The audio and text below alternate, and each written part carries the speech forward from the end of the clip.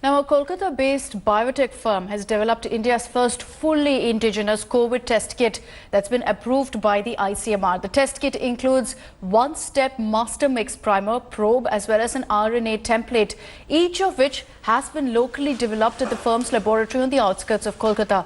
The kit can detect COVID-positive patients only after a single day's infection and takes merely 90 minutes to declare results. The cost of each kit will be 500 rupees, 1/9 of what ICMR has prescribed, which is 4,500 rupees. As the Bengal government is accused of conducting the least number of tests, the Bengal government is yet to collaborate with the company for testing, while this company has already begun supplying to its neighbouring states, including Assam, Odisha and Tripura.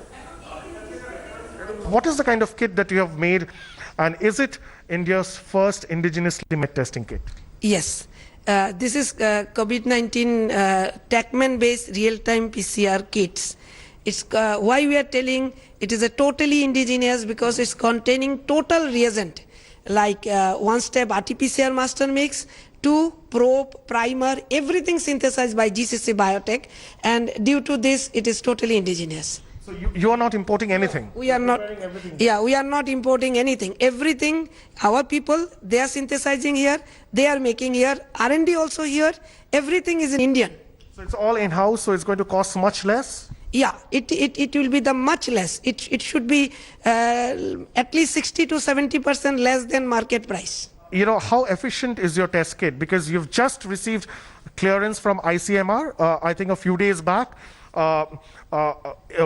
Is it a real-time test kit? Yeah, it is a real-time test kit, and if you have a 100 copy number, you can say if the first day itself, if anybody is just now infected by COVID, and if he can check with our real-time, our master mix is such a powerful master mix, they can able to detect in the same day, in a first day itself.